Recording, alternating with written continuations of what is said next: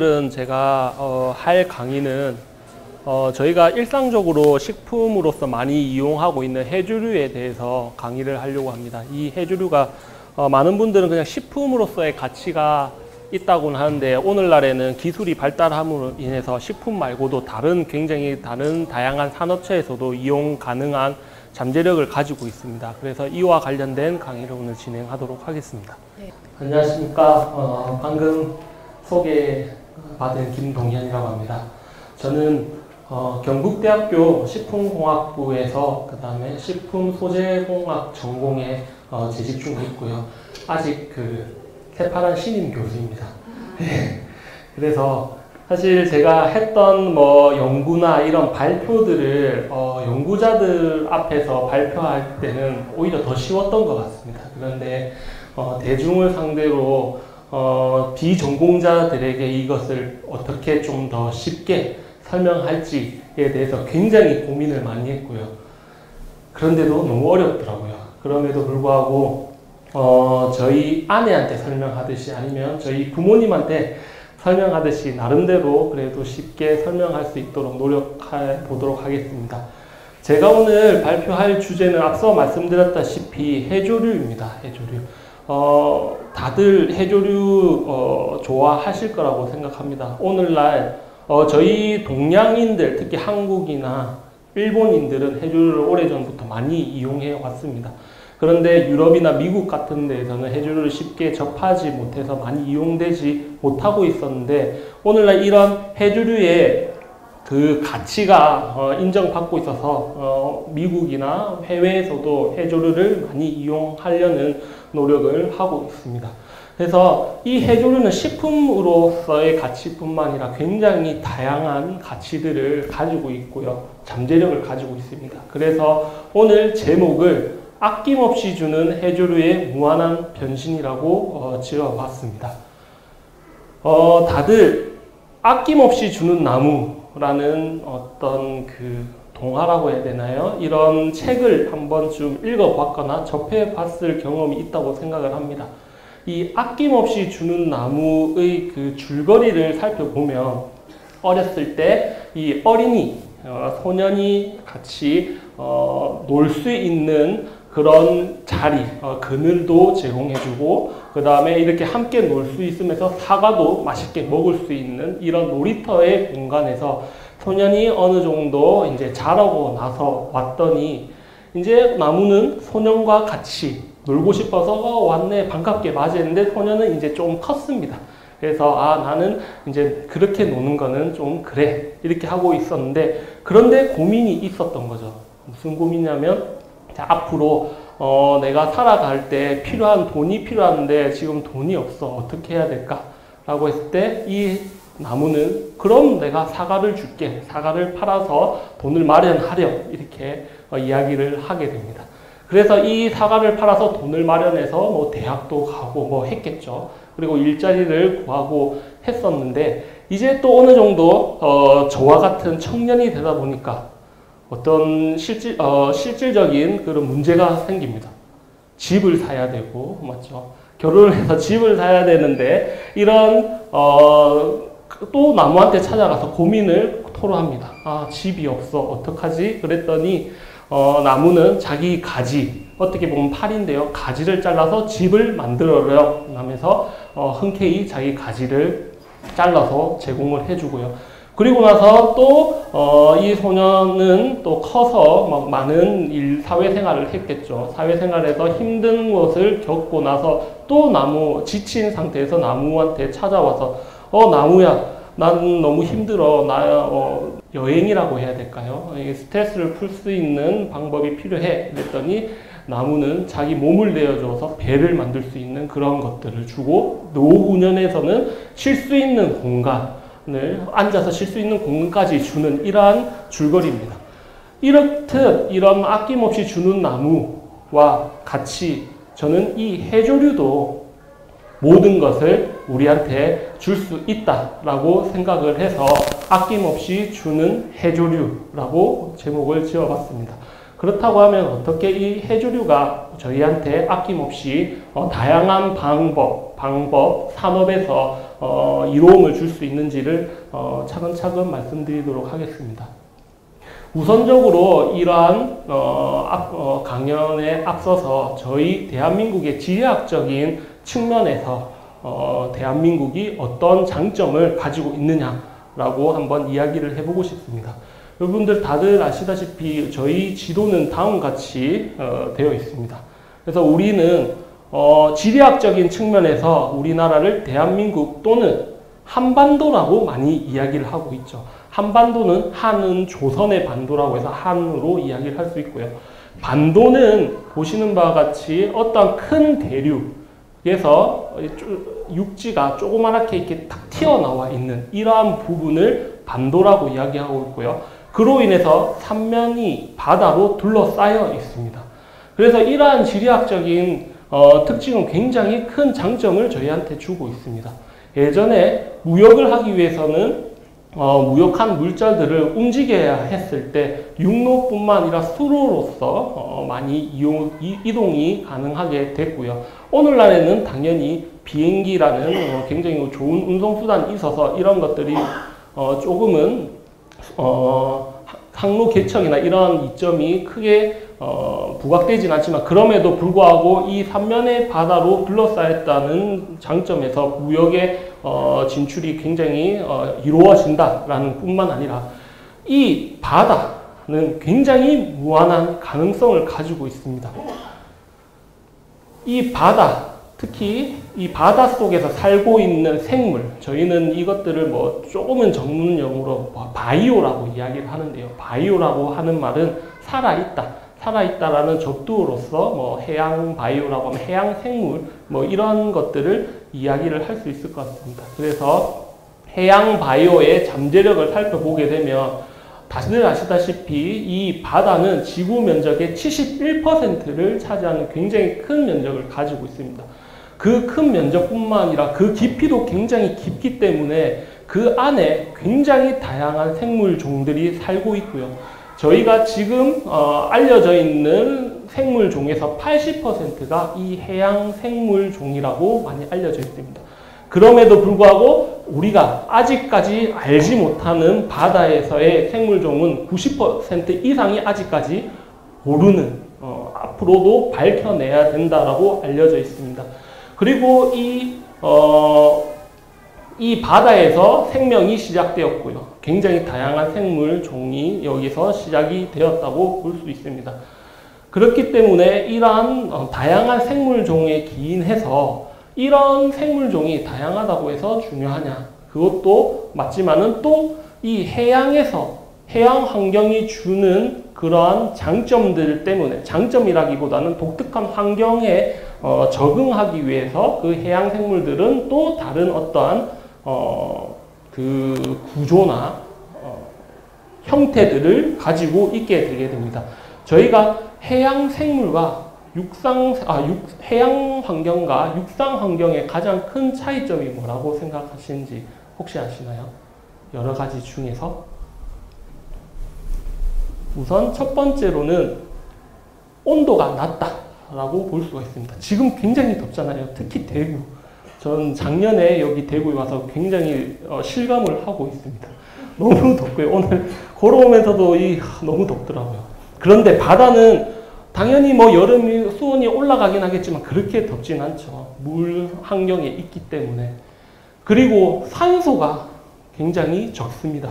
우리 지금 여기 육상 환경에서는 공기 중에 이 산소를 우리 대부분의 육상 생물들은 산소를 호흡하고 살아가고 있는데 해양 생물들은 산소가 굉장히 미량이 있는 환경에서 적응을 해야 합니다. 그리고 나서 또 압력이 높은 그러한 특징이 있습니다. 압력이 굉장히 높다. 그리고 또 마지막으로는 빛이 어느 정도 차단이 된 상태로서 생활을 하는 경우가 있다라는 거죠.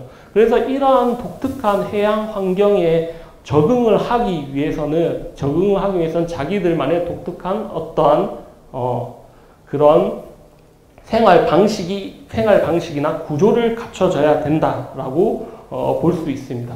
그렇기 때문에 해양 생물과는 다른 독특한 구조와 성분들, 저희는 이런 것들을 또 2차 대사산물이라고 이야기를 하는데요. 보통 이런 2차 대사산물들이 저희들이 아는 기능성을 나타내는 경우들이 많습니다.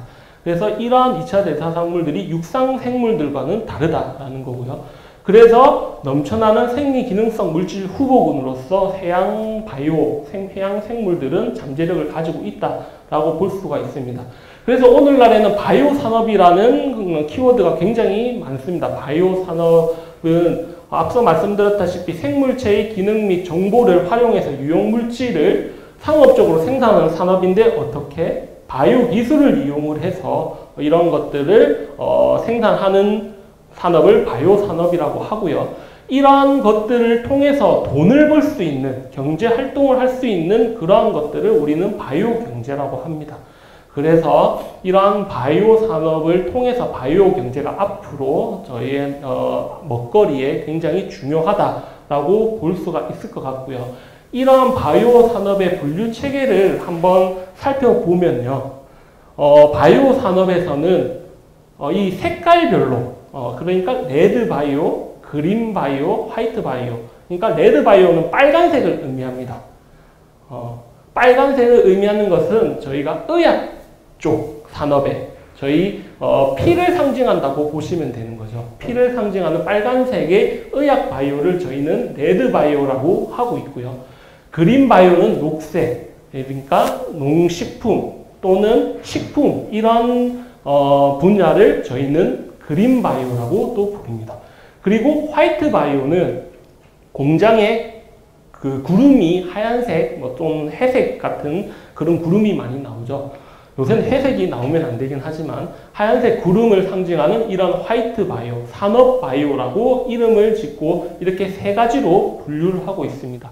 그런데 오늘날 이 해양 바이오, 왜냐하면 굉장히 무궁무진한 잠재력을 가지고 있기 때문에 블루 바이오, 바다의 색인 청색을 의미하는 해양 바이오, 블루 바이오의 또 한 측면에서 많은 연구들이 진행을 하고 있다라고 볼 수 있습니다. 그래서 2021년 정부 차원에서도 바다에서 바이오 산업의 미래를 찾겠다라는 이런 잠재력을 먼저 선적을 해서 세계 이런 해양 바이오 시장을 선점하겠다라는 것을 발표를 하게 되었습니다. 그래서 이전까지는 많은 사실은 해양 바이오 산업에서는 육상 생물을 활용한 것보다는 그 역사가 굉장히 길지는 않습니다. 해양 바이오에서는 앞서 말씀드렸다시피 저 밑에 수심이 깊은 그냥 해양 생물들을 관찰하고 채집하고 하는 것들도 잠수함이 필요했었고요. 이런 여러 가지 기술들이 필요했기 때문에 어려웠는데 오늘날에는 기술이 발달하면서 점점 더 해양 바이오의 잠재력을 인식하고 그런 산업이 이제 부흥이 일어난다고 볼 수가 있습니다. 그래서 이전에는 전통적인 해양 생물 자원을 단순히 어획하고 가공해서 우리가 소비자들이 이용하는 측면을 볼 수가 있었는데요. 지금은 이러한 기술들을 이용해서 굉장히 다양한 산업에서 이런 해양 바이오들이 가치를 가지고 있다. 특히나 환경적인 측면이고 그 다음에 다양한 해양 생물들을 저희가 식량으로 사용할 수 있기 때문에 수산 식량 자원 또는 이러한 것들의 기능성들 아까 말씀드렸던 독특한 2차 대사산물이나 이런 기능성들을 연구해서 할 수 있는 의학 산업과 관련된 내용들 또는 뒤에도 설명을 드리겠지만 식품, 의약품뿐만 아니라 저희 지금 기후변화나 이런 것들에 대응을 해서 이것들로부터 해양 생물로부터 바이오 연료나 바이오 기반의 플라스틱 같은 것들을 생산할 수 있습니다. 그런 것들에 대한 산업적인 가치들 그리고 앞서 말씀드렸던 이런 것들을 통한 신재생 에너지 생산을 통해서 산업과 환경적인 측면에서 저희 해양 바이오에서는 굉장히 중요한 역할을 담당하고 있다라고 볼 수가 있습니다. 그래서 이러한 것들을 사실은 개발하고 단순 어획과 단순 가공뿐만 아니라 이러한 것들을 기술을 통해서 생물 자원으로부터 어떻게 고부가 가치를 할 건지에 따라서 이 금액, 어떻게 보면은 기본 천연 생물 자원이 돈으로 단순히 환산했을 때 1이라고 했을 때는 가공식품으로 하면 크게는 10배까지, 그 다음에 기능성 식품이나 화장품 소재, 산업적 소재로 전환이 가능하다고 하면 수십에서 수백 배, 그 다음에 신약, 의료 소재로 개발을 한다면 굉장히 높은 부가가치도를 얻을 수가 있을 거다라는 이야기가 될 수 있습니다. 그렇다고 하면 오늘 여러 가지 바이오 소재, 굉장히 다양한 바이오 소재 중에서 해조류도 과연 이러한 역할을 할 수 있을 건가라는 거죠. 어떻게 생각하시나요? 네. 저는 가능하다고 보고 있습니다. 아직까지 뭐 더 연구해야 갈 길은 있지만 그 잠재력은 충분하다라고 보고 있고요. 거기에 대해서 한번 말씀을 드리도록 해보겠습니다. 그렇다고 하면 해조류, 제가 계속적으로 언급하는 해조류는 과연 무엇인가? 저희가 사실은 쉽게 생각해보면 바다에 사는 식물이라고 이야기는 할 수는 있습니다. 그런데 과학적으로는 엄연히 말씀드리면은 식물이 아니다라고 이야기를 드릴 수가 있습니다. 왜냐하면 식물과 해조류의 가장 큰 차이점은, 식물은 저희가 육상식물로 생각을 했을 때 꽃, 열매, 잎, 줄기, 뿌리 이런 것들의 구조들이 구분이 가능해야 식물이라고 이야기를 할 수가 있는데, 해조류, 여러분들께서 미역이나 다시마, 김 이런 것들을 보시면 그런 것들이 구분이 가지 않습니다. 그렇기 때문에 엄연하게는 이러한 과학적인 계통 분류에서는 식물군으로 들어가지 않는다라고 이야기를 할 수가 있고요. 원생 생물로서 이게 포함이 됩니다. 그렇다고 하면 이 해조류는 또 어떤 아이인지 한문으로서 조금 살펴보게 되면, 이 해조류는 당연히 해는 바다 해자입니다. 그래서 물속에서 서식한다라는 의미가 될 것 같고요. 조는 은하식물을 뜻하는 조자입니다. 은하식물은 꽃을 피우지 않는 식물을 총칭해서 은하식물이라고 일컫는다고 합니다. 그래서 앞서 말씀드렸다시피 해조류 같은 경우에는 뿌리, 줄기, 잎 또는 꽃을 이런 것들을 피우지 않아서 구분이 명확하지 않기 때문에 여기에 포함이 되고요. 그 다음에 류는 무리유자로 이러한 형태의 무리를 저희는 바다에 사는 조류를 총칭해서 해조류라고 이야기하고 있고요.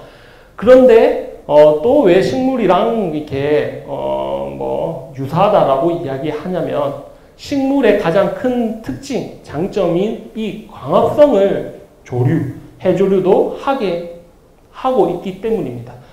이 광합성이라고 하는 것은 빛에는 에너지가 있죠. 이 빛 에너지를 이용을 해서 엽록소라는 이러한 색소를 통해서 빛 에너지와 물과 그리고 이산화탄소를 이용을 해서 새로운 어떤 영양분을 만들어낼 수 있는 능력을 광합성이라고 합니다.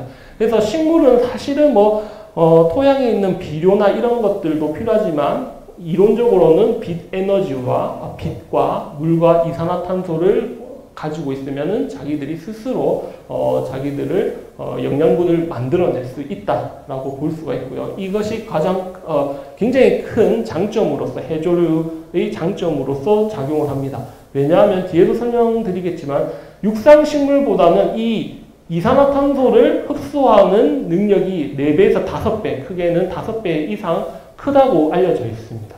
그렇다고 하면 우리가 지금 기후변화의 주범으로 알려져 있는 온실가스의 주범인 이산화탄소를 빨리 흡수해서 정화를 할 수 있기 때문에 굉장히 중요하다라고 생각을 할 수 있고요. 그 다음에 일반적인 특징으로서는 탄수화물 함량이 굉장히 많다라는 거죠. 저희가 일반적으로 먹고 있는 쌀, 빵 이런 것들도 다 굉장히 많은 부분이 탄수화물로 이용이 되고 있고요. 이런 것들이 에너지원으로 사용이 되고 있습니다. 이런 탄수화물 함량이 많고 구조가 단단하지 않다라는 일반적인 특성을 가지고 있습니다. 그렇다고 하면 이 해조류의 종류를 살펴보게 되면, 크게 해조류는 색깔에 따라서 크게 3종류로 분류를 할 수가 있습니다. 물론 미세조류도 조류에 속하게 되지만, 여기에서는 그것을 제외한 녹조류, 갈조류, 홍조류, 그러니까 녹색깔을 띠고 있는 녹조류, 갈색깔을 띠고 있는 갈조류, 빨간 색깔을, 적색깔을 띠고 있는 홍조류, 이렇게 세 가지로 나타낼 수가 있다라는 거고요. 이러한 색깔을 나타내는 이유는 어떻게 보면 여기가 이제 수심이라고 보면은, 이 바닷가의 수심이라고 보면은 수심에 따라서 이렇게 분류가 일어나게 됩니다. 그 이유는 햇빛에는 다양한 영역의 파장을 가진 그런 선이 있습니다. 빛이 있는데요. 저희가 여기 지금 여러 가지 색깔을 볼 수 있는 그 영역은 과시광선이라는 빛의 영역입니다. 과시광선에 있는 빛의 영역인데 저희가 쉽게 생각하면 무지개 아시죠? 빨주노초 파란보. 그런 빨간색, 노란색, 뭐 이렇게 파란색 이런 색깔은 그 각각의 파장대가 달라서 그게 분리가 됐을 때 보이는 색깔입니다. 그래서 빛에서 나오는 색깔, 빨간색도 있을 것이고요. 여러 가지 색깔이 있을 텐데 이 빨간색의 파장대가 가장 길고요. 그 다음에 황색의 파장대는 중간쯤, 그 다음에 파란색의 파장대는 가장 짧습니다. 이 파장이 짧다라는 것, 파장이 길다라는 것은 빛의 입자의 진동수가 적다라는 거고요. 그로 인해서 에너지가 작다라는 거고요. 그 에너지가 작기 때문에 이 물속에 투과되는 정도의 투과력이 약해지게 됩니다. 파장이 길면 길수록. 그래서 파장이 가장 긴 빨간색은 그 수심이 어느 정도 가장 낮은 곳까지밖에 투과가 되지 않습니다. 그렇기 때문에 여기에서 투과되는 이 빨간색을 주로 이용하는 엽록소, 이 적색광을 주로 흡수하여 광합성을 이용하는 이런 엽록소나 색소에 의해서 빨간색을 흡수를 하니까 그것에 대한 보색, 그러니까 흡수를 하게 되면 저희가 보는 색깔은 그 어떠한 것들이 반사된 색을 저희는 시신경을 통해서 뇌로 전달해서 인지를 하게 되는 거거든요. 그래서 빨간색을 흡수하게 되면 이 빨간색의 반대편에 있는 녹색이 저희 눈에는 보이게 되는 형태인 거죠. 그래서 그 다음에 이제 황색의 파장대 중간쯤에는 황색의 투과도에 의해서 이것을 주로 흡수하는 엽록소에 의해서 이 황색의 보색인 갈색이 저희 눈에는 보이게 되는 거고요. 그 다음에 이제 가장 짧은 파장을 가지고 있는 청색광을 흡수하는 엽록소 A와 D에 의해서 이 청색이 흡수하게 되면 반대편에 있는 이런 적색의 홍조류색의 홍색을 띠게 됩니다. 그래서 이러한 형태들 빛의 원리에 의해서 녹조류와 갈조류, 홍조류가 나뉘어지게 된다라고 볼 수가 있습니다. 그래서 여러분들 이런 녹조류, 갈조류, 홍조류, 대표적인 녹조류에서는 매생이, 파래를 들 수가 있을 것 같고요. 갈조류에서는 다시마, 미역이 들 수가 있습니다. 그리고 홍조류는 김, 그리고 우뭇가사리, 꼬시래기 이런 것들을 들 수가 있습니다. 다들 좋아하는 그런 식품일 거라고 생각을 합니다. 사실은 근데 저는 해조류를 어렸을 때부터 많이 안 좋아했거든요.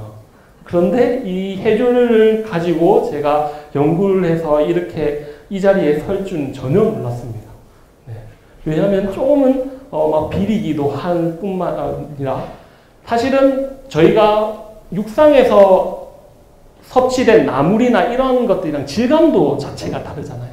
미끌미끌거리거나 이런 것들 나중에도 설명드리겠지만 그 안에 있는 구성 성분인 탄수화물을 구조하는 이런 것들이 다르기 때문에 이런 현상들이 일어나는데 오히려 기능적인 측면에서는 더 좋았는데 어린 입맛에는 맞지 않았지만 지금은 굉장히 잘 먹습니다.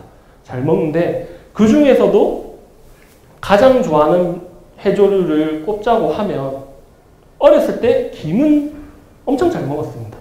네. 김은 남녀노소, 그 다음에 유아, 어른들 다 차지해서 좋아하는 해조류라고 이야기를 꼽을 수 있을 것 같고요. 제가 사진을 한 개 들고 왔습니다. 제 18개월 된 딸인데요. 다른 해조류는 당연히 못 먹지만 지금 김에 환장을 해가지고 김이 없으면 밥을 먹지 않습니다. 네. 특히나 이 어린애들도 이 해조류를 굉장히, 김 해조류를 굉장히 좋아하고 있고요. 제가 신기한 경험이 있는데, 미국에서 잠깐 일을 할 때 외국인 친구들을 만났는데 거기에 있는 애기들도 김에 환장을 하더라고요. 그래서 제가 김을 사고 있는 걸 보고 이 김 어디에서 파냐고 계속 이렇게 물어볼 정도로 굉장히 맛과 영양분이 풍부하다라고 볼 수 있습니다. 그래서 굉장히 다양한 조미김인 형태로 만들어지고 있고, 이게 수산물 중에서 수출 품목 1위라고 합니다. 굉장히 효자 품목으로서 수출이 해외로 수출이 되고 있고요. 저기 보시는 바와 같이 매년 작년보다 증가하는 형태로 김이 수출되고 있는 것을 볼 수가 있습니다. 그로 인해서 정부도 거기에 맞춰서 김산업의 육성 및 지원에 관한 법률을 제정하고 이것들이 이제 시행을 하고 있습니다. 그래서 이러한 해조류가 식품으로서도 굉장히 많은 사람들에게 잘 알려져 있고 다가가려고 노력을 하고 있다라고 볼 수가 있습니다. 그렇다면 김 말고 이렇게 김과 같이 굉장히 좋아하는데, 그러면 해조류는 식품으로서의 가치는 어떤 것이 있는지를 간단하게 살펴보면, 앞서 말씀드렸다시피 해조류의 가장 큰 장점은 탄수화물 함량이 굉장히 높다라고 이야기를 드릴 수가 있습니다. 30에서 크게는 70%, 많게는 진짜 80%까지 존재하는 이 탄수화물, 에너지원으로서 사용되는 탄수화물 함량이 굉장히 높다. 그런데 조금은 다른 게 있습니다. 육상식물과는 조금은 다른 게, 이 해조류에 들어있는 탄수화물은 소화가 되지 않습니다. 소화가 되지 않는 복합 다당류로서 식이섬유로서 작용을 한다라는 것. 이렇게 말하면 식이섬유 같은 경우에는 뭐냐면, 탄수화물에서 사실은 저희가 저작 활동을 해서 씹으면 위로 가서 위산과 거기에 있는 효소에 의해서 소화가 분해가 되고, 그게 소장에서 소화 흡수가 돼야 되는데, 이러한 식이섬유 같은 것들은 그게 분해, 소화, 흡수가 되지 않고 대장이나 배변으로 이렇게 빠져나가는 것들을 총칭해서 식이섬유라고 하는데요. 이게 어떻게 보면 에너지 측면에서는 안 좋을 수도 있지만, 이 소화율이 낮아서 저열량 식품, 이제 어르신들 분이나 대사질환을 얻고 있는 이런 분들에게서는 포만감은 주되 열량이 낮은 식품으로서 각광을 굉장히 많이 받고 있다라는 것이 장점이 될 수 있고요. 그로 인해서 이제 정장작용, 이게 배변으로 나갈 때 이 몸에 있는 노폐물들을 같이 함께 들고 나갈 수 있다라는 장점이 있습니다. 그리고 이러한 탄수화물에서는 어떤 것들은 이렇게 젤리 아시죠? 젤리처럼 이렇게 딱딱하게 굳어지는 특성과, 또는 점성이 이렇게 끈적끈적하게 하는 그런 특성들이 있어서 식품 첨가물뿐만 아니라 굉장히 다양한 산업에 이용을 하고 있다라는 것이 큰 장점이고요. 그 다음에 비타민이나 무기질이 굉장히 풍부합니다. 그래서 앞서 설명해 주셨던 수산식물에서는 바닷물에 서식을 해야 되기 때문에 무기질, 염에 대응한 그런 자기 방어 시스템이 있어야 되는데요. 이 해조류 같은 경우에도 이런 무기질 함량이 굉장히 높다라는 거고요. 특이한 점에서는 특히 이 다시마에서는 이런 요오드 함량이 굉장히 높아서 갑상선 부종의 예방 효과가 있다라는 연구 결과가 있습니다. 그리고 이제 그 이외에도 다양한 생리 기능성 성분으로 인해서 건강 기능성 식품 소재 또는 화장품 소재, 나아가서 의약품 소재까지도 활용이 가능하다라고 볼 수가 있습니다. 그래서 해조류의 일반적인 다양한 해조류, 녹조류나 갈조류, 홍조류의 다양한 해조류의 일반 성분표를 보시면 앞서 말씀드렸다시피 당질, 탄수화물이 굉장히 높은 비율로 차지하고 있고요. 그 다음에 무기질도 20, 30%까지 굉장히 많은 무기질을 함유하고 있어서 그 식품으로서의 가치가 뛰어나다라고 볼 수가 있고요. 또 특이한 점에서는 이 홍조류의 김, 아까 말씀드렸던 김, 단백질 함량이 무려 40%까지 굉장히 많이 포함이 되어 있습니다. 그래서 뒤에도 설명하겠지만 굉장히 영양적인 가치가 뛰어나다라고 볼 수가 있습니다.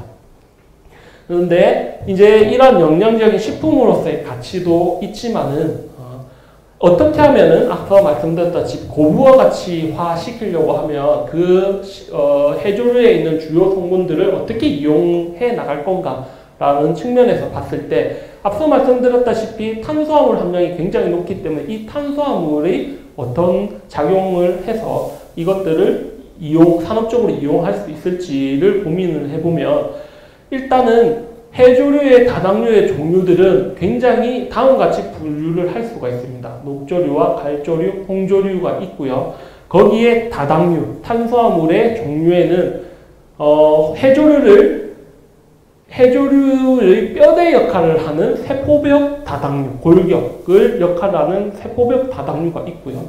그 다음에 그 세포 뼈대 사이를 이렇게 뭐라고 해야 되죠? 조체가 굉장히 부드럽죠. 그리고 다시마 같은 경우는 물을 많이 머금고 부드러운 이런 것들 중간을 채워줄 수 있는 세포 간의 점질 다당류.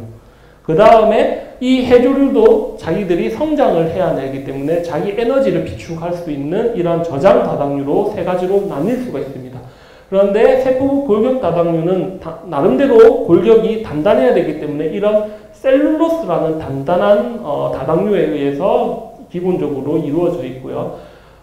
세포 저장 다당류 같은 경우에는 저희가 쌀로 먹는 전분, 녹조류에는 전분, 그 다음에 갈조류에는 특이한 나미나린이라는 저장 다당류로 이루어져 있고요. 홍조류에는 홍조류의 특유한 녹말이 저장 다당류로 포함되어 있습니다. 그런데 이제 녹조류, 갈조류, 홍조류에서 이 세포간 점질 다당류들이 굉장히 다양하게 다른 형태로 분포가 되어 있는데 이것이 큰 특징이라고 볼 수가 있습니다. 그래서 여기에 관련돼서 녹조류의 이런 세포간 점질 다당류는 굉장히 다양하고요. 그리고 그 함량이 굉장히 조금씩 들어있기 때문에 여기에서는 언급하지 않고 갈조류의 세포간 다당류, 대표적인 다당류인 알긴산과 푸코이단, 그 다음 홍조류의 한천, 카라기난 이런 것들에 대해서 중점적으로 말씀을 드리도록 하겠습니다. 그래서 한천, 홍조류의 대표적인 다당류인 한천을 이야기를 할 수가 있는데요. 여러분들 한천 한번 많이 들어보셨을 거라고 생각을 합니다. 한천의 구조는 다음과 같이 이렇게 알려져 있다고는 하지만은 우묵가살이나 꼬시래기로부터 뜨거운 물을 이용을 해서 용출시켜서 만들어낸 세포간 다당류입니다. 이것은 주성분으로서 아가로스와 아가로펙틴이라는 어떠한 그 성분이 이루어져 있는데요. 이러한 것이 아무것도 첨가하지 않았는데도 불구하고 열을 가해지면은 이렇게 끈적끈적한 그 점성을 가진 형태의 용액이 되고 이게 온도가 식으면 바딱한 젤리 같은 겔이 형성이 됩니다. 이러한 특성에 의해서 식품산업에서 암정제나 증정제로 다양한 산업에서 활용이 되고 있고요. 이런 아가로스 같은 경우에는 소화가 앞서 말씀드렸다시피 되지 않기 때문에 사람들이 먹어도 포만감은 유지하되 열량을 낮추는 식품에 적용을 할 수가 있습니다. 그리고 이런 것들을 분해하는 미생물들도 육지의 미생물들은 거의 드물기 때문에 식품으로서 뿐만 아니라 생물공학 산업에서의 미생물 배양 배지로도 널리 이용이 가능하다라고 이야기를 할 수가 있고요.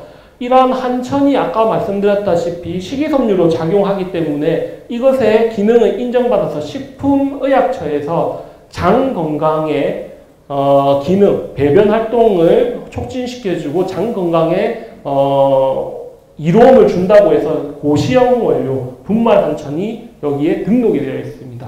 실질적으로 이것은 기능성이 있다라고 인증을 해준 결과인 거죠. 그래서 이런 형태이고요. 그 다음에 그렇기 때문에 이런 한천들을 이용을 해서 굉장히 다양한 식품들을 응용을 할 수가 있습니다. 뭐 한천면을 만든다든지 밥을 짓는다든지 샐러드를 만든다든지 또는 이런 분말 한천을 이용해서 양갱이 이렇게 쫀득쫀득한 것이 이 겔 성분이 이 한천을 이용한 겁니다. 그리고 뭐 푸딩이나 젤리, 스프의 이러한 물성을 주는데 이런 한천들을 이용을 할 수가 있다라는 것을 말씀드릴 수가 있고요. 이런 식품적인 측면뿐만 아니라 생물공학 산업에서 아까 이 한천은 한천을 분해하는 미생물은 굉장히 드물다고 했습니다. 그래서 우리가 미생물을 키울 수 있는 고체 배지로서의 한천이 이용이 되고 있고요. 이것은 지금 실질적으로 제가 저희 연구실에서 키운 미생물을 가지고 왔습니다. 이게 지금 플라스틱을 분해하고 있는 중이거든요. 하여튼 이러한 미생물의 배지로서 사용할 수 있고요. 더 나아가서 이것들이 순도가 높아지게 되면 아가로스로 인해서 DNA를 분리할 수 있는 그러한 기능을 하는 용도로도 사용이 가능합니다. 그래서 저희가 말씀드리고 싶은 것은 여기에서 이런 다양한 산업에서 이용될 수 있을 뿐만 아니라 여기 보시면은 제가 그람당 금액을 적어 놨었습니다. 이 한천은 돌아가서 말씀드리면 이 한천은 우뭇가사리로 사용했을 때는 그람당 한 40원 정도로 살 수 있습니다. 그런데 이 한천을 이런 실한천이나 분말 한천으로 가공식품으로 이렇게 업그레이드를 하게 되면 그람당 70원 또는 120원으로 증가하게 되고요. 이러한 것들이 이러한 산업적인 가치를 인정받아서 또 업그레이드를 하게 되면 그람당 400원 그리고 나아가서는 1,800원까지 거의 뭐 20배, 30배 뛰어나는 이런 고부가 가치를 이루어낼 수가 있다라는 이야기를 드리고 싶어서 이러한 예시들을 가져왔습니다. 그리고 이런 한천이 꼭 이런 뿐만 아니라 이 한천을 분해한 다양한 방법으로 분해한 올리고당들이 실질적으로 여기 피부 재생 효과, 피부 세포 재생 효과 같은 것들을 인정을 받아서 화장품 원료로 사용하려는 움직임이 많이 이루어져 있고요. 그 대표적인 생물공학 기업 중에서는 다인바이오라는 회사에서 이러한 한천 올리고당들을 이용을 해서 제품을 개발하려고 노력을 하고 있다라는 동향이 있습니다. 그리고 나서 이제 또 다른 홍조류의 세포 간 다당류에서는 카라기난을 예시를 들 수가 있는데요. 카라기난도 한천이랑 굉장히 유사한 구조를 가지고 있습니다. 그런데 이 카라기난의 특징은 뭐냐면 여기 이상한 황산기라고 하는 황을 가지고 있는 이런 기 종류의 이 황이 얼만큼 가지고 있느냐에 따라서 카라기난이 종류가 달라지게 됩니다. 이 황산기의 함량이 많으면 많을수록 겔이 형성되는 능력은 떨어지게 되는데요. 이러한 겔 형성 능에 따라서 이 카라기난의 종류가 카타 카라기난, 아이오타 카라기난, 람다 카라기난이라고 세 가지로 분류를 산업적으로 이용되는 분류를 할 수가 있습니다. 그래서 이 카파 카라기난 같은 경우에는 황산기가 적기 때문에 굉장히 단단한 겔을 형성을 할 수가 있고요. 그로 인해서 이제 육가공품에서의 결착제로서 단단하게 유지를 해야 되기 때문에 결착제로서 사용이 가능하고 아이오타 카라기난은 좀 이렇게 말랑말랑한 젤을 만들 수가 있습니다. 그렇기 때문에 젤리나 푸딩 또는 의약품 산업에서의 연질 캡슐에도 적용이 가능하다라는 거고요. 그 다음에 이 황산기가 굉장히 많은 이 람다 카라기난 같은 경우에는 겔이 형성되지 않고 끈적끈적한 이런 그 용액을 형성을 할 수 있습니다. 이것을 이용해서 이제 유음료, 예를 들어서 초코우유 같은 거, 우유에 이런 초코 가루들을 사실은 섞어서 만든 건데 그것들이 잘 분산이 되어야 되는 거잖아요. 점질성 있게. 이런 것들을 하는데 이용이 가능하다라는 측면이 있습니다. 그리고 이제 여기까지가 이제 홍조류의 세포간 다당류의 예이고요. 다음으로는 이제 갈조류. 세포간 다당류의 대표적인 예로서는 알긴산을 들 수가 있는데요. 이 알긴산은 미역이나 다시마의 그 세포간 다당류에서 굉장히 많은 함유를 포함하고 있고요. 이 알긴산의 구조를 살펴보게 되면 여기 끝에 여기 COH-라고 있습니다. 이런 것들이 마이너스가 이 칼슘 이온은 칼슘은 플러스 이 양전하를 띠고 있습니다. 그래서 이 칼슘 양전하 두 개를 띠고 있는데 이 칼슘과 만나게 되면 다음과 같이 이렇게 결합을 할 수가 있어서 결합한 형태로 또 이게 굉장히 단단한 젤이 이루어진다는 게 큰 특징이고요. 이런 특성을 통해서 이 윤활 능력과 필름 형성 능력이 생기게 되고 그 다음에 안정제로서 식품, 화장품 또는 굉장히 다양한 의약품에서 광범위하게 이용이 가능하다라는 것이 산업적으로 알려져 있습니다. 그리고 굉장히 독특한 특징이 기능성이 있는데요. 이 알긴산 나트륨은 소화관 점막 보호 작용이 굉장히 뛰어나다라고 알려져 있습니다. 그래서 실질적으로 여러분들 아시다시피 개비스콘이라는 이러한 또는 알긴산 나트륨 그 자체의 소화성 계양 용제로서 실질적으로 이용을 하고 있고요. 그래서 저희가 역류성 식도염이나 이런 것들에 고생을 할 때 고생하면 병원에서 이러한 것들을 처방해 줍니다.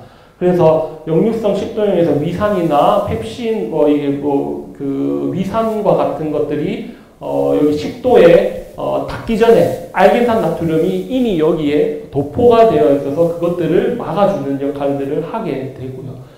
또는 아까 말씀드렸다시피 이것들이 계라 능력이 있기 때문에 이것들이 상처 치유제, 상처 드레싱용, 저희가 다쳤을 때 드레싱용으로도 활용을 할 수 있고요. 이것들을 이용을 해서 캡슐화를 시킬 수가 있습니다. 여기 칼슘이 들어있는 물에다가 이 알긴산 나트륨을 딱딱딱 떨어뜨리면 칼슘과 아까 결합을 해서 캡슐화를 시킬 수 있으면 그 안에 우리가 원하는 유용한 성분들을 이렇게 포집을 시켜서 이런 것들이 의약품으로서도 사용이 가능하다라는 연구 결과들이 많이 나와 있습니다. 그리고 이제 또 다른 갈조류의 세포간 다당류의 푸코이단을 들 수가 있는데요. 푸코이단은 이 아까 말씀드렸던 황산기를 포함하고 있는 푸코스라는 굉장히 독특한 단당류를 가지고 있습니다. 이것은 미역기에 굉장히 많이 함유되어 있다고 알려져 있습니다. 이 아이가 왜 중요하냐라고 했을 때 항혈액 응고 작용이 굉장히 뛰어나다라고 알려져 있고요. 그 다음에 항암 효과, 항바이러스 효과, 그 다음 면역력 증진 효과가 굉장히 뛰어나다고 알려져 있어서 여기 보시면은 해원 바이오테크에서 이러한 항바이러스제 또는 항암 면역 증강제로서 소재로서 제품을 개발할 정도로 굉장히 핫한 소재라고 볼 수가 있습니다. 그리고 이 퓨코이단을 구성하고 있는 앞서 말씀드렸던 이 퓨코스 이 자체로도 굉장히 뛰어난 기능을 가지고 있는데요. 면역 증진, 기억력 향상, 주름 개선 등으로 인해서 화장품이나 식품 기능성 소재로서 각광을 받고 있습니다. 그래서 이것뿐만 아니라 저희가 바이오 기술을 이용을 하게 되면 이 퓨코스를 이용해서 모유 올리고당에 굉장히 많이 포함되어 있는 퓨코실락토스라는 이 퓨코스를 대체할 수가 있다라는 거. 여러분들 아기를 놓으면은 모유 올리고당, 그러니까 모유를 많이 먹으면 건강하다고 많이 알려져 있잖아요. 다른 인자들도 많지만은 이런 모유 올리고당에 의해서 신생아들이 이 모유 올리고당을 먹은 아이들은 장에 굉장히 유익한 균들이 더 많이 있다고 알려져 있습니다. 그것의 대표적인 예 중에 하나의 올리고당이 이 퓨코실락토스입니다. 그래서 이렇게 기술을 이용해서 응용 가능하다라고 말씀드릴 수가 있고요. 그 다음에 이제 갈조류의 저장 다당류로서 나미나린이 있는데 이 나미나린은 그래도 육상식물과는 굉장히 유사한 구조를 가지고 있습니다. 포도당을 가지고 있고 포도당으로서 그러니까 글루코스 저희가 잘 알고 있는 포도당으로 이루어져 있고요. 그런데 이 자세히 보시면은 이 결합의 형태가 저희가 많이 알고 있는 베타글루칸이라고 많이 들어보셨죠. 면역 증강제로서 뭐 곰팡이에도 많이 들어있고요. 효모에도 많이 들어있는 베타글루칸과의 구조가 유사합니다. 그렇기 때문에 이 나미나린을 이용을 해서 베타글루칸으로서의 제품 개발을 하는 연구들도 굉장히 많이 진행을 하고 있고요. 실질적으로 제 연구, 제가 첫 번째 박사 과정에서 냈던 논문의 주제가 이와 같습니다. 그래서 다시마 유래의 어떤 나미나린을 이용을 해서 이 나미나린을 어떻게 효율적인 미생물을 찾고 거기 안에 있는 효소를 이용해서 베타글루칸과 같은 기능성 올리고당을 만드는 이러한 연구들을 진행을 했고요. 이것을 논문과 국내 특허, 해외 특허까지 등록을 한 상태입니다. 그리고 추후적으로 이러한 것들이 진짜 기능성 있는지를 살펴보려고 계속적으로 지금 연구를 진행을 하고 있습니다. 지금까지가 이제 다당류에 대해서 이야기를 했고요. 앞서 말씀드렸다시피 이 다당류뿐만 아니라 잠깐 언급했지만 해조류에는 단백질도 풍부합니다. 김 5장에 달걀 1개의 정도에 상응하는 단백질이 포함이 된다고 합니다. 그렇기 때문에 이러한 측면에서는 뭐 식품적인 영양학적인 가치도 있을 뿐만 아니라 오늘날 많은 사람들이 비건을 요구하고 있고요. 또는 동물복지를 요구하고 있고요. 그렇기 때문에 식물성 대체 단백질을 개발을 요구하고 있습니다. 거기에 이 김의 단백질이 굉장히 잠재력이 있지 않나라고 생각을 하고 있고요. 실질적으로 연구를 진행을 하려고 많은 연구자들이 눈독을 들이고 있다고 알고 있습니다. 그래서 이러한 단백질에도 굉장히 잠재력을 가지고 있고요. 그 이외에도 이러한 메인 구성 요소 이외에도 플로로탄닌이라는 기능성 물질을 가지고 있습니다. 갈조류에 특히나 감태, 대왕이라는 갈조류에 이러한 플로로탄닌이라는 기능성 물질을 가지고 있는데요. 이 플로로탄닌은 다시 말해서 해양 폴리페놀이라고 부릅니다. 해양 폴리페놀. 폴리페놀은 여러분들 한 번씩은 들어볼지 모르겠지만 녹차의 주요 항산화 물질로서 많이 알려져 있고요. 그다음에 포도 껍질에도 많이 알려져 있는 기능성 물질입니다. 그런데 이런 폴리페놀, 그 육상 생물에서 유래되는 폴리페놀보다 황산화력이 이 해양 폴리페놀이 4배에서 5배 높다고 알려져 있기 때문에 굉장히 각광을 많이 받고 있고요. 이 황산화 작용뿐만 아니라 굉장히 다양한 기능성이 있고 수면 개선 효과도 있습니다. 그래서 이 수면 개선 효과에 의해서 식약처에서 진짜 기능성이 있다.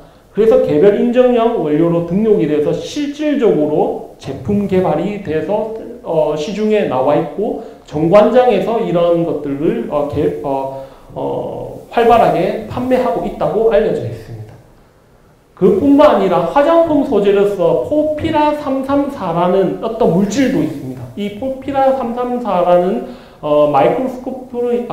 마이크로스포린 유사 아미노산인데요. 이 구조가 마이크로스포린이고요. 이 쪽이 어떠한 물질이 오냐에 따라서 여러 가지 유도체들이 있는데 이것은 바다의 아미노산이라고 해서요.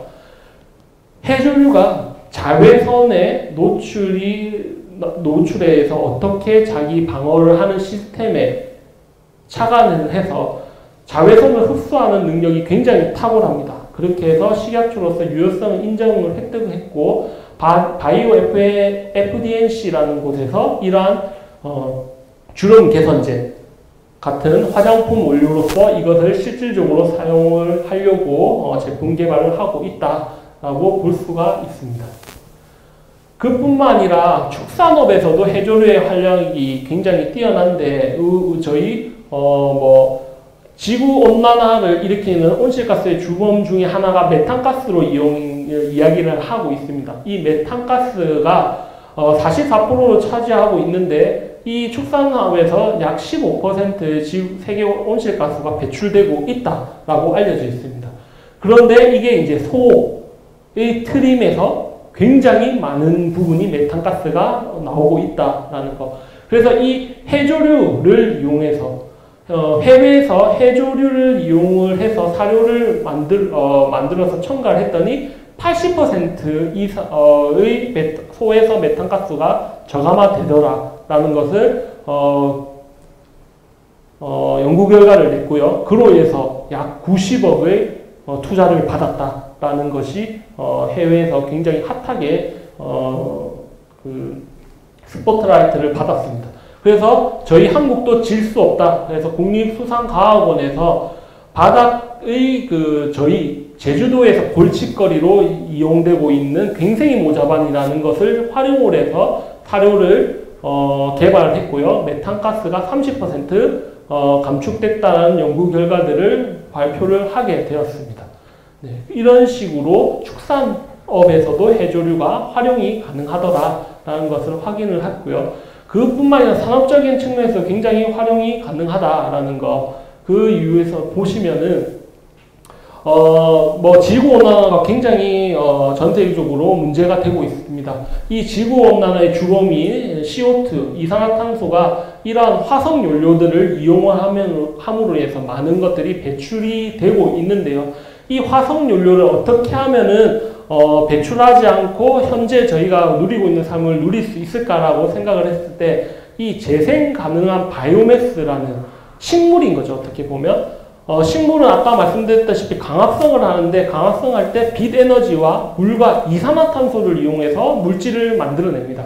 그래서 이 이산화탄소, 지금 온난화의 주범인 이산화탄소를 흡수를 해서 자라난 식물들을 이용을 하게 되면 이 식물들은 탄수화물이 많이 포함되어 있습니다. 이 탄수화물을 미생물을 이용을 해서 다른 어떠한 바이오 연료나 바이오 플라스틱 등을 만들어낼 수 있는 탄소 중립 순환 시스템을 구축하자라는 연구들이 진행되어 있고요. 물론 여기에 해조류도 가장 주목받는 바이오매스 중에 하나이다라는 거고요. 실질적으로 저희 박사 과정 때의 지도 연구실에서 홍조류를 이용해서 바이오 에탄올을 만드는 연구들을 실질적으로 진행을 했고 우수적인 성과를 거두어서 언론에 보도가 된 적이 있었고요.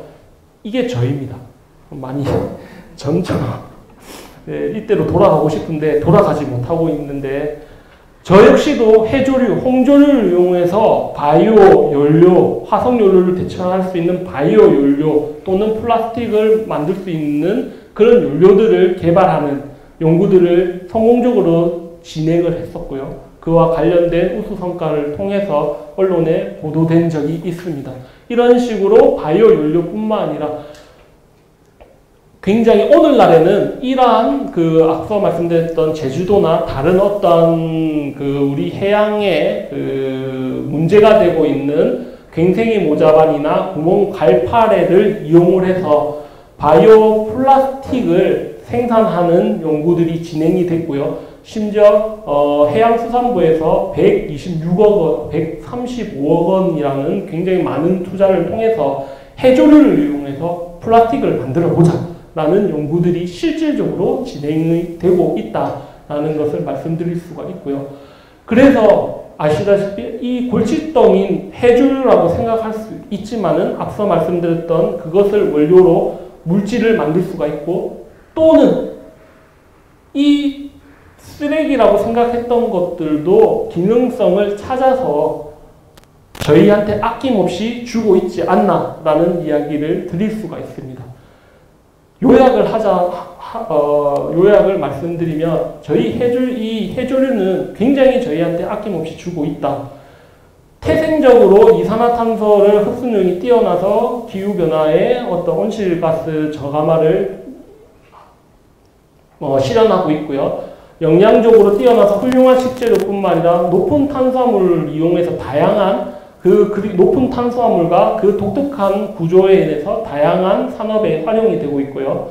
그 다음에 높은 단백질 함량으로 해서 식물성 대체 소재로서 개발이 잠재력을 가지고 있고 이것 위에도 다양한 아까 폴리페놀, 하양 폴리페놀이나 뭐 포피라 334나 이런 다양한 기능성 성분들도 함유하고 있고요. 그 다음에 재생 가능한 바이오매스로서 각광을 받고 있기 때문에 기후 변화나 이런 뭐 화석 연료를 대체할 수 있는 산업적인 실마리를 찾을 수가 있을 거고요. 기본적으로 해양 생태계, 바다 숲을 조성함으로 해서 해양 생태계를 안정화시킬 수 있고, 이 해양 생태계의 다양한 생물종들이 서식할 수 있도록 이러한 역할을 하고 있다라고 말씀드릴 수가 있습니다. 그렇기 때문에 저는 아낌없이 해조류가 저희한테 주고 있고 굉장히 무한한 변신을 할 수 있다라고 자신 있게 말씀을 드리면서 강연을 마치도록 하겠습니다. 네, 감사합니다.